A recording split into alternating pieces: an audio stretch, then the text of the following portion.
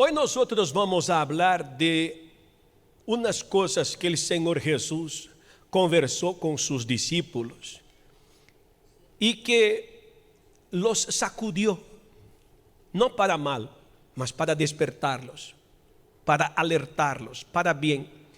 Y así como Él habló a sus primeros discípulos, habla también hoy a nosotros. En el Evangelio de Mateo capítulo 7, en el versículo 21, Jesús dice así: no todo el que me dice Señor, Señor, entrará en el reino de los cielos, sino el que hace la voluntad de mi Padre que está en los cielos.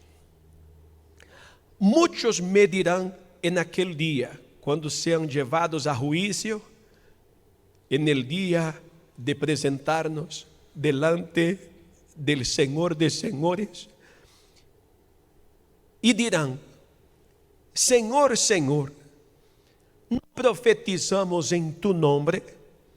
Y en tu nombre echamos fuera demonios, y en tu nombre hicimos muchos milagros. Y entonces el juez les dirá: jamás os conocí, apartaos de mí los que practicáis la iniquidad. El hecho de que nosotros estemos en la iglesia y que nosotros hablamos en el nombre de Jesús y sucedan milagros y maravillas, eso no es todo. Es maravilloso, pero no es todo. Vamos a usar algunos ejemplos que yo ya he visto. Usted aprende que cuando dice en el nombre de Jesús, esa enfermedad sea sanada, y usted usa ese poder hablando en representación del Señor Jesús, con su nieto que está con fiebre, con su hija que está allí en la cama con unos cólicos que la torturan, y de pronto el nietecito ya no tiene fiebre, ya no tiene diarrea, está saltando, corriendo, jugando con sus juguetes. La hija de pronto se levanta, se baña, se cambia, tiene otro aspecto. Usted ve que su oración tiene poder, y usted echa fuera el dolor, echa fuera el malestar. Y hay personas que son curadas con su oración. La vecina dice: ay, estoy tan preocupada porque fulanito está mal, está en vicio, y llega tarde a la casa con los ojos rojos. Y usted dice: dame la foto de su hijo, que yo voy a orar por él y él va a dejar este vicio. Y unos días después usted encuentra a la mamá contenta y dice: sabe, no ha vuelto a tomar, ahora llega temprano a casa. Ese espíritu de vicio salió, fue expulsado ese mal. Entonces nosotros sentimos un rico bienestar de ver que nuestras oraciones tienen poder. El mal sale, el enfermo es sanado, personas son beneficiadas con nuestras oraciones. También hay otros casos de personas que el Espíritu Santo les pone las palabras. Usted conversa con una persona que queria quitarse la vida, que estava toda desanimada, que pensava em abandonar todo, em dar cabo de sua vida, e com suas palavras, usted levanta a persona, e a persona hasta le disse assim: depois de que usted habló comigo, ai, me he sentido tão bem, gracias. Sus consejos me ajudaram, sus palavras me levantaram. A todos nos encanta ser útiles, ¿verdad?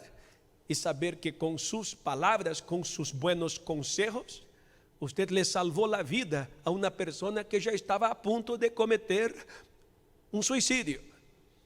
Pero no significa que porque alguien se curó con mi oración, el mal fue expulsado con mi oración. Mis palavras dieron vida, mis consejos levantaram, ajudaram a alguém no significa que con eso ya ganamos el cielo. Ahí está la gran equivocación. Puede ser que estás haciendo bien cuando ores por las personas, cuando expulses el mal, cuando aconsejes a otros que están muy caídos y con tus oraciones tú levantas a otros, pero más importante de lo que tú haces es lo que tú eres. ¿Quién tú eres? Era eso lo que Jesús estaba explicando a sus primeros discípulos. El diablo va a tentarlos para hacer cosas erradas, para que ustedes practiquen la iniquidad. ¿Qué es la iniquidad? Es saber que uno está errado y aún así hacer. Pecado puede ser hasta involuntario, mas la iniquidad es hacer lo que es errado sabiendo que está haciendo. Y lo que Jesús quería era esto, que los discípulos se pusieran las pilas y estuvieran atentos y no se dejaran sorprender o no se sintieran que ya hubiesen ganado el cielo, porque había poder en sus palabras, poder en sus oraciones, tanto que allá en Lucas capítulo 10, pase un poquito ahí sus páginas de su Biblia de Mateo para Lucas capítulo 10. Jesús había mandado a los discípulos de 2 en 2 para curar a los enfermos, expulsar a los demonios y anunciar que Él visitaría determinados lugares y que era la oportunidad de las personas de integrarse a su reino. Entonces en el versículo 17, Lucas 10, 17, encontramos lo siguiente. Los 70 que Él mandó de 2 en 2 regresaron con gozo, diciendo: Señor, hasta los demonios se nos sujetan en tu nombre. Hemos llegado a lugares donde había personas poseídas de demonios y en representación tuya, hablando en tu nombre, los demonios se nos sujetan, obedecen, salen, las personas se quedan libres de haber estado poseídas.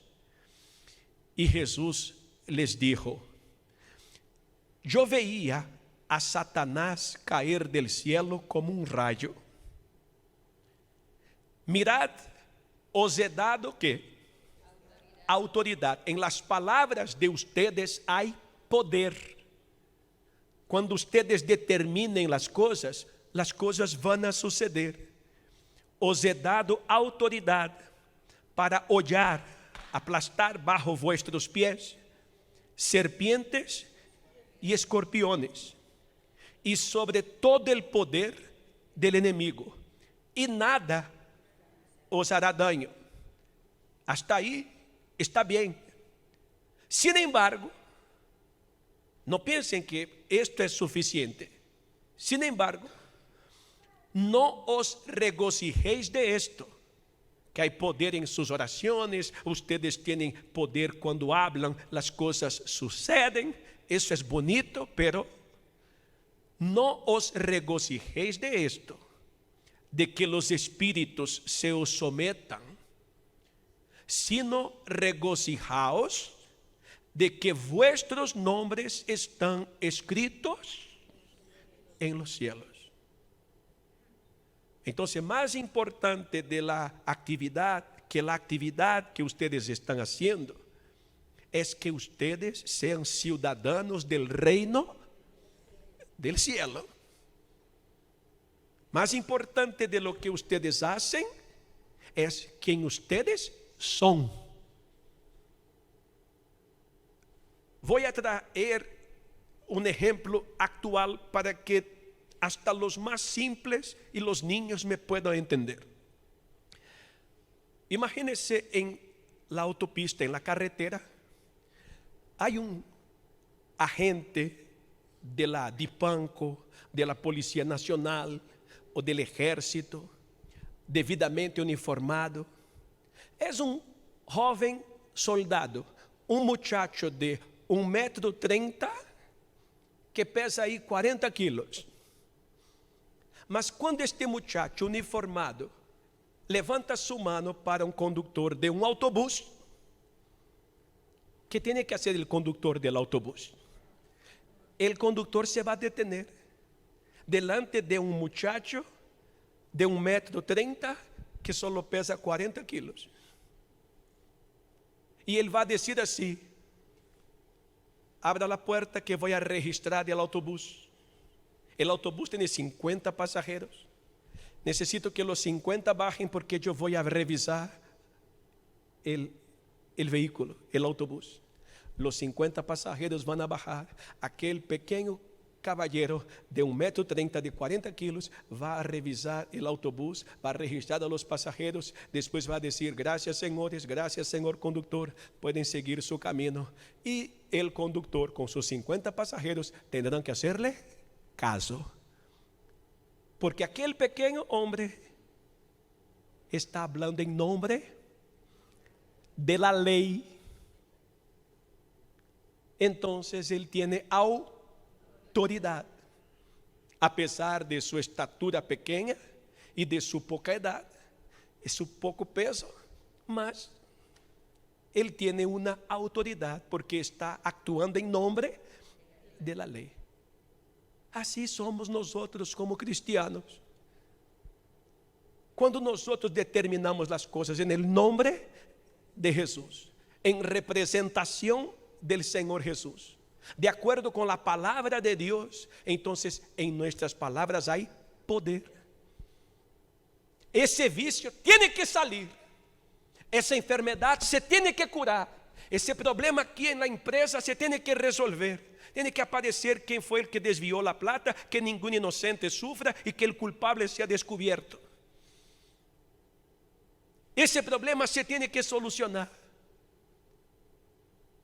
Esa ola de crímenes, de agresión, de violencia que hay aquí en esta cuadra, eso se tiene que acabar. Y Dios traerá tiempos de paz ahí. Porque en nuestras palabras hay autoridad, en nuestras palabras hay poder. Cuando decimos en el nombre de Jesús y lo que decimos está de acuerdo con la voluntad de Dios, con las palabras de Dios. Ahora, volviendo al soldado que detuvo el camión con su baja estatura y su poca edad. Si ese soldado en su vida privada, en su vida cotidiana, no anda de acuerdo a la ley, ¿qué va a pasar con él? La misma ley lo castigará. Él no solo puede hablar en nombre de la ley, él tiene que vivir de acuerdo a la ley. Así también somos los cristianos. No basta hablar en el nombre de Jesús y pronunciar la palabra y decir que se cumpla la palabra. Esto está todo bien, pero usted y yo tenemos que vivir de acuerdo a la palabra, obedientes a la palabra. Y en este momento en que el Señor Jesús enseñaba eso a sus discípulos, que ustedes no se alegren solo porque determinan y las cosas suceden, tienen dones, don de expulsar demonios, don de curar a los enfermos, don de aconsejar y hablar a las personas y las ayudan. No se ilusionen pensando que ya se ganaron el cielo, porque entre estos discípulos habían 3 que no estaban bien. Uno de ellos era Tomás. Tomás seguía la corriente, pero no creía tanto así, o casi no creía nada. Estaba en el grupo y seguía la corriente. Hay muchas personas que están en la iglesia y que siguen la corriente, pero no están bien. Si usted verifica ahí, cuando Jesús resucitó en Juan capítulo 20, versículo 24. Pase un poquito ahí de donde está, de Lucas, y vaya al siguiente libro, Juan, capítulo 20. Vamos a conocer un poco de Tomás, capítulo 20 de Juan, versículo 24. Tomás, uno de los 12, llamado Dídimo, no estaba con ellos cuando Jesús vino. Entonces los otros discípulos le decían: hemos visto al Señor. Es que él había resucitado. Pero Tomás les dijo: si no veo en sus manos la señal de los clavos, y meto el dedo en el lugar de los clavos, y pongo la mano en su costado, no creeré. 8 días después, sus discípulos estaban otra vez dentro, y Tomás con ellos, y estando las puertas cerradas, Jesús vino y se puso en medio de ellos, y dijo: paz a vosotros. Luego dijo al incrédulo Tomás: acerca aquí tu dedo, y mira mis manos. Extiende aquí tu mano y métela a mi costado. No seas incrédulo, sino creyente. Respondió Tomás y le dijo: Señor mío y Dios mío. Y Jesús le dijo: porque me has visto, has creído. Dichosos los que no vieron y sin embargo creyeron. Estaba pensando en nosotros. No hemos visto a Jesús, mas sabemos que Él está vivo. Somos dichosos por eso. Entonces, de aquellos 70 que volvieron con alegría, diciendo hicimos y deshicimos, había uno que no estaba bien. ¿Quién era? Tomás. Pero no era el único. En el arresto de Jesús, después de que Pedro estaba con Jesús 3 años y medio, siguiendo sus pasos, desayunaba con Jesús, pasaban el día juntos. ¿Usted puede creer que Pedro todavía andaba armado? Si usted busca ahí el Evangelio de Juan, capítulo 18, versículo 10, 2 páginas para atrás de donde estamos, o 3, Juan 18, 10. Cuando Jesús fue arrestado, entonces Simón Pedro, que tenía una espada, andaba armado. La sacó e hirió al siervo del sumo sacerdote y le cortó la oreja derecha. El siervo se llamaba Malco. Jesús entonces dijo a Pedro: no es así, muchacho. Tanto tiempo andas conmigo. Todos estos años estamos desayunando juntos, pasamos el día juntos. Te he enseñado tanto. No es así que se hacen las cosas. Mete la espada en la vaina. La copa que el Padre me ha dado, ¿acaso no la he de beber? Yo tengo que ser arrestado, dar mi vida, pagar la fianza para librar a todos ustedes de toda condenación. Además, este fue el último milagro que Jesús hizo. En otro evangelio dice que Él tomó la oreja del soldado y la puso de vuelta en su lugar.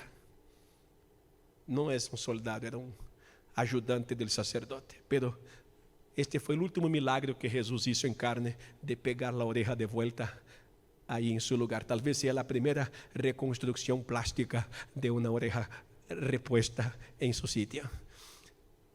Pero Pedro no estaba bien, y después de eso lo negó 3 veces. Curó enfermos, expulsó demonios, habló bonito, pero no estaba bien, tanto cuanto Tomás. Y había un tercero de los 12 principales que estaba peor todavía que estos 2. Y ese tercero, ¿quién era? Era Judas. Vuelva a Juan capítulo 12, versículo 6, para entender lo de Judas. Una mujer había derramado perfume sobre Jesús y el perfume era carísimo, pero ella quiso hacerlo porque sus pecados habían sido perdonados y Jesús la había sacado de las tinieblas a la luz. Y ella estaba muy agradecida y con una expresión de gratitud, de amor, de confianza, de entrega de su vida para seguir los pasos de Jesús, ella tomó el perfume y ungió a Jesús con aquel perfume carísimo. Luego Judas, él dijo que desperdicio con este perfume se podía usar para ayudar a los pobres, un elemento tan caro, tan valioso, tan costoso. Mas Jesús dijo así en Juan 12, 6. Dijo esto no porque se preocupaba por los pobres, sino porque Judas era ¿qué? Era ladrón. Y como tenía la bolsa de dinero, sustraía lo que se echaba en ella. Entonces Jesús le dijo: déjala para que lo guarde para el día de mi sepultura. Porque a los pobres siempre los tendréis con vosotros, pero a mí no siempre me tendréis. Jesús no sabía que Judas, él robaba, que sustraía. Sabía. Quizá él podía arrepentirse, pero no pasó. Murió siendo ladrón y después vendió a Jesús por 30 miserables monedas de plata. Bien, ¿en dónde quiero llegar? ¿Cuál es la lección que sacamos de todo eso? Los discípulos curaban enfermos, expulsaban demonios, hablaban bonito, pero más importante no es la autoridad que yo tengo para curar las enfermedades, expulsar los demonios, ayudar a las personas con mis bonitas palabras y mis buenos consejos. Eso, lo que yo hago, no es tan importante cuanto la persona que yo soy delante de Dios. Yo no puedo ser incrédulo como Tomás. Yo no puedo ser agresivo, andar armado, tener un temperamento violento como Pedro. Yo no puedo ser materialista ni ladrón como Judas. Yo no puedo vivir en el pecado y pensar que ya me gané el cielo por las cosas buenas que hago. Las cosas buenas no van a encubrir mis iniquidades. ¿Entiende la seriedad de esto? Las cosas buenas que hagamos no van a encubrir si somos malos. Por eso volvemos allá al primer texto que leímos. No todo aquel que dice Señor, Señor, entrará al reino del cielo. Entonces no es parecer que somos, tenemos que serlo de verdad. Obedientes, temerosos de Dios, sinceros. Nuestra vida, cuando nadie nos ve, tiene que ser una vida con Dios. De modo que tengamos con Dios intimidad, perfecta comunión. Si tenemos comunión con Dios en privado, nos irá bien ante los ojos del mundo y de todos. Pero si delante de todos parecemos algo que en nuestra vida privada con Dios no lo somos, estaríamos del todo perdidos. Piensen en esto y busquen esa intimidad, esa comunión y esa vida con Dios en privado en todo momento. Póngase de pie, por favor. Quiero aprender a amar como a mí mismo a los que me odian. Quiero aprender a amar como a mí mismo a los que me odian. Usar siempre mis manos para bendecir. Tener contigo eterna comunión y ofrecerte a ti mi propia vida en holocausto, y así yo venceré todo obstáculo. Quiero aprender, Señor, a ser barro en tus manos. Oh Señor, que cada persona pueda mirar ahora en el espejo de su conciencia. ¿Qué hago cuando nadie me ve? ¿Quién soy cuando nadie me está fiscalizando? Antes de ser para las personas, aparentar para otros,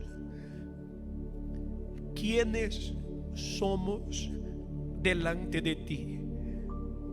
¿Quién soy delante de ti? Oh Espíritu Santo, mira para cada persona que dice: yo quiero ser tu templo, donde tú habites permanentemente. Mira para esta persona que dice: Señor, yo quiero ser habitación tuya y que tú vivas en mí. En la soledad de mi cuarto, manejando mi auto solo por el camino, sola en la cocina preparando los alimentos. A donde quiera que yo esté, yo quiero que mi cabeza esté ocupada solo con tus pensamientos. Yo quiero que mi corazón esté lleno de ti, oh mi Señor. En el mundo en que vivimos, en todo momento nos rodean distracciones, atracciones, informaciones. Todo sucede para entretenernos y desviar nuestro pensamiento de ti.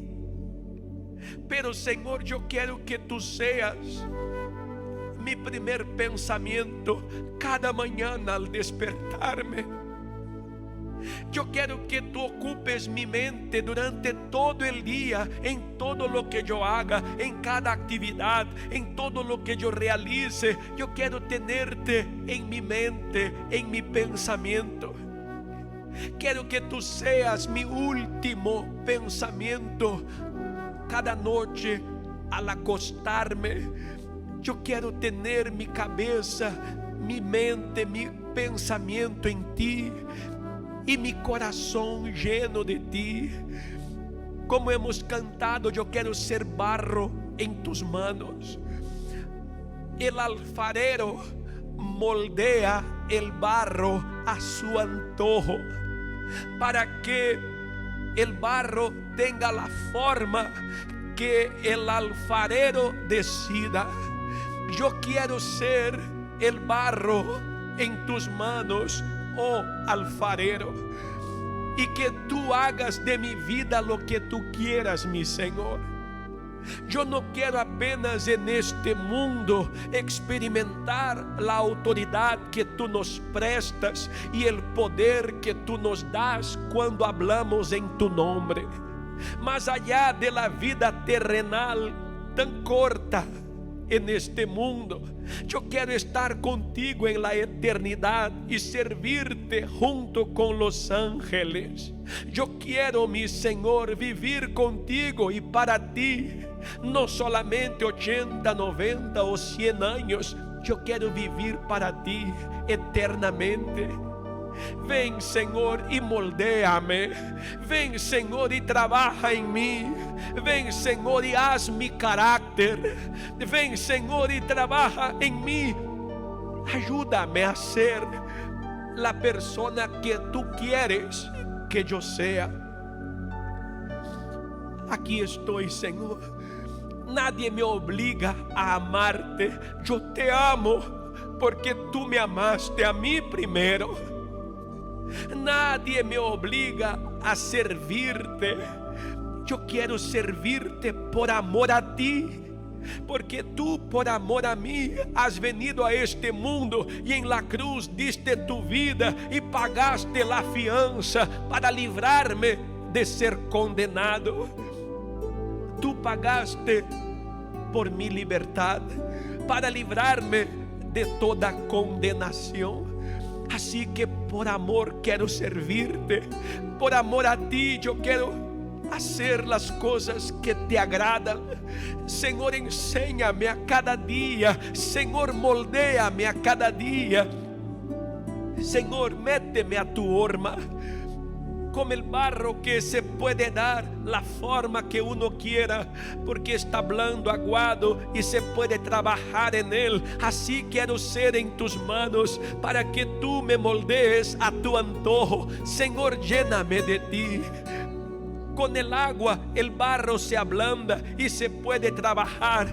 Tu espíritu es el agua de vida. Entonces lléname con tu espíritu. Lléname, Espíritu Santo, en este momento yo te quiero. Lléname, Espíritu Santo, en este momento yo te necesito. Lléname, Espíritu Santo, en este momento mi vida te pertenece. Todo mi ser, todo lo que soy, yo entrego a ti. No porque me obliguen, mas de mí mismo me nace, porque yo entiendo que no hay vida mejor que la vida contigo.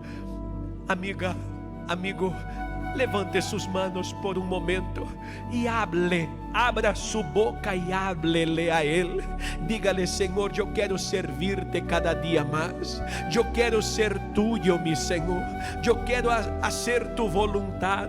Lléname con tu paz, la paz que solo tú me puedes dar. Lléname con tu presencia. Lléname con tu luz, ilumíname. Lléname con tu sabiduría. Yo quiero ser sabio y servirte. Señor, lléname con tu humildad. Coloca en mí tu manera de ser. Ven, Señor, porque te amo y no estoy hablando simplemente para seguir la corriente. Es verdad, es sincero. Cuando amé otras cosas antes de amarte a ti, Señor, perdóname. Cuando me incliné a otras cosas antes de inclinarme a ti, Señor, perdóname. Cuando anduve en otro camino antes de caminar en tu camino, Señor, perdóname. Ahora yo quiero amarte, quiero caminar contigo, quiero hacer tu voluntad. Corresponde a mi entrega, Señor, corresponde a mi entrega, porque yo me entrego a ti. Yo soy tuyo, yo te amo y no me da vergüenza asumir mi amor por ti, y no me da vergüenza decirte que te amo y que tú eres todo para mí. Aleluya. Lléname de ti, Espíritu Santo. Llena tu iglesia, Espíritu Santo. Alguien me está escuchando de dentro de un hospital. Alguien me está escuchando de dentro de una cárcel. Alguien me está escuchando en su taller, en su oficina, en su automóvil o en su propia casa. A donde quiera que esté llegando esta oración, llegue también tu abrazo de Padre, llegue también tu presencia, la paz que solo tú puedes dar, el fortalecimiento, el renuevo, llegue a cada persona que ora conmigo en este instante. Reciba, amiga, reciba, amigo, la paz que el Espíritu Santo le da. Abrace su propio cuerpo ahí, a donde usted está. Reciba la consolación, el amor, la paz. Tenga comunión, tenga intimidad con el Señor y dueño de su alma. Quizá en ocasiones usted se ha sentido la persona más solitaria del mundo. Usted no tiene pareja, no tiene amigos, quizá ni familia tiene. Y si tiene, a veces no están. Mas Él está con usted. Él le abraza. Y a su modo, a su manera, Él le dice que usted es muy amada, es muy amado. Y Él está con usted. Y un día todos sus esfuerzos, amiga, todos sus esfuerzos, amigo, por amarlo, servirlo, caminar en su camino, obedecerlo, hacer su voluntad, todo habrá valido la pena. Él dijo: voy a preparar lugar para ustedes, y a donde yo estoy, ustedes estarán conmigo para siempre. Va a valer la pena. Va a valer la pena haber negado su carne, negado hacer su propia voluntad, para hacer la voluntad de su Señor, del Señor de su alma, de su dueño y Salvador. Su recompensa será grande. Así que permanezca, persevere, manténgase en la fe y nunca dé marcha atrás. Aleluya. Aleluya. Reciba paz. Reciba la fuerza que tanto necesita. Usted que llegó hoy preocupada, tensa, reciba paz y siéntase seguro, siéntase segura por aquel que está cuidándola, por aquel que está cuidándolo. Todo va a estar bien, porque su presencia nos acompañará. Solamente tu presencia me fortalece para proseguir. Solamente tu presencia me fortalece para proseguir. Estar contigo es todo para mí, y agradarte es mi mayor placer. Dígale: yo sé que no soy nada, yo sé que no soy nada. Mi Dios, sin tu presencia yo no existo. Mi Dios, sin tu presencia yo no existo. Sin ti soy como un pez sin el mar. Sin ti soy como un pez sin el mar. Sin ti yo no consigo respirar.